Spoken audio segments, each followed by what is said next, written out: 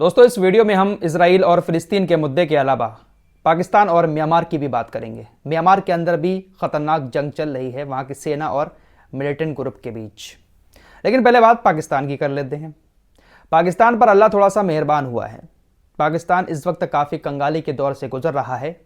महंगाई कहाँ से कहाँ पहुँच गई पाकिस्तान के अंदर, आप सब लोग देखते होंगे। इसी बीच पाकिस्तान के हाथ एक बहुत बड़ा खजाना लगा है और यह खजाना है नेचुरल गैस का। दरअसल पाकिस्तान पेट्रोलियम लिमिटेड ने 2545 मीटर की गहराई पर एक ड्रिलिंग ऑपरेशन किया। इस ड्रिलिंग ऑपरेशन में पाकिस्तान को नेचुरल गैस का एक बहुत बड़ा भंडार मिला है और यह भंडार इतना बड़ा है कि इससे पाकिस्तान की हालत अब सही हो सकती है। कंगाली का जो दौर है वो खत्म हो सकता है।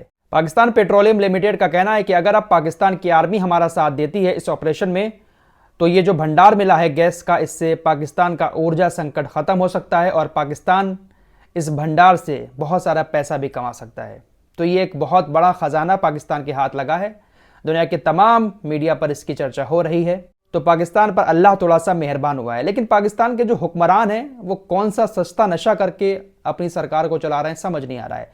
इमरान खान को बहुत सारे जुर्मों में जेल के अंदर सड़ा दिया है। दुनिया में इस चीज़ की आलोचना भी हो रही है पाकिस्तान की सरकार की। अब पाकिस्तान के जो राष्ट्रपति हैं उन्होंने फिलिस्तीन वाले मैटर पर एक अजीब व गरीब सस्ता नशा करके एक बयान दिया है। इस वक्त पाकिस्तान के राष्ट्रपति आरिफ अलवी हैं।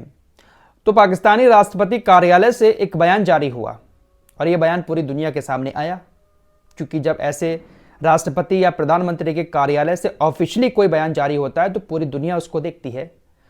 आरिफ अलवी ने कहा कि ये जो फिलिस्तीन और इजराइल के बीच टू नेशन यानी दो देशों का मामला चल रहा है, लेकिन मामला सुलझ नहीं पा रहा है, तो ऐसा क्यों ना किया जाए कि एक ही देश बना दिया जाए और उसी एक ही देश में यहूदी, ईसाई और मुसलमान सभी लोग मिलकर रहें। यानी पाकिस्तानी राष्ट्रपति के मुताबिक जो फिलिस्तीन वाला एरिया है वो भी इजराइल को दे दिया जाए और एक ही देश बना दिया जाए, और फिर उसके बाद जो यहूदियों की सरकार है उसी सरकार के अंडर में फिलिस्तीन के लोग भी आए, एक देश बनाकर यहूदी, मुसलमान और ईसाई एक साथ रहें। पाकिस्तानी राष्ट्रपति का राष्ट्रपति कार्यालय से यह बयान आया और उसके बाद बवाल मच गया।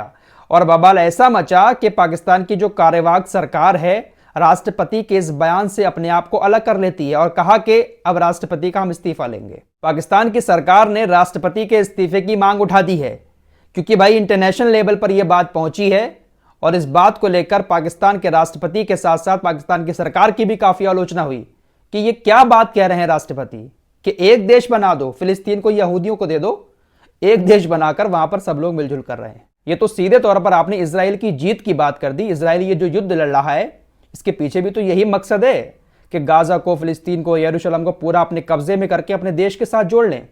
सारी जमीन तो वो कब्जा ही चुका है पहले से ही। तो यहां पर वन नेशन की बात ही नहीं करनी चाहिए थी। टू नेशनों को लेकर हमारा देश हमेशा से फिलिस्तीन के सपोर्ट करता आया है। हमेशा भारत ने यही कहा है कि दो देश बनने चाहिए, लेकिन पाकिस्तान कह रहा है एक ही मिला दो। अब चलते हैं म्यांमार की तरफ।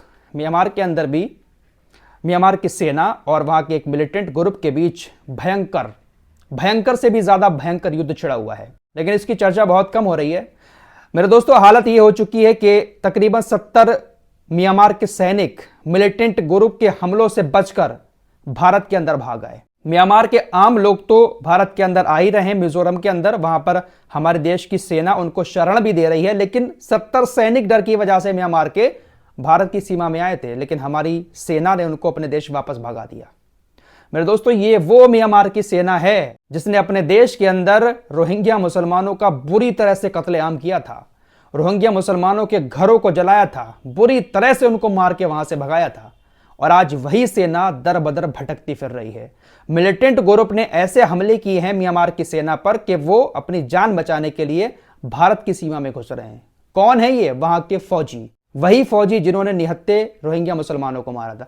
मेरे दोस्तों, लास्ट वीडियो में मैंने चाइना के वीगर मुसलमानों की बात की थी। ये वीगर मुसलमान और रोहिंग्या मुसलमान दुनिया में ऐसी कौम है ना, इनके सर पर कभी भी किसी ने सही से हाथ नहीं रखा है। ये दर बदर बेचारे भटकते ही रहते हैं। जिस देश में इनको थोड़ी सी जगह मिल जाती है, पनाह मिल जाती है, वहीं रुक जाते हैं, और जिस देश का जब मन चाहता है इनको थप्पड़ मारकर अपने देश से निकाल देते हैं। तो ये दोनों कौमें ऐसी हैं जिनको पता ही नहीं कि वो दुनिया में आई क्यों हैं। फिलहाल ये कुछ खबरें थी जो आपके सामने रखी। मिलते हैं एक और नए वीडियो के साथ, तब तक के लिए अपना ख्याल रखिए।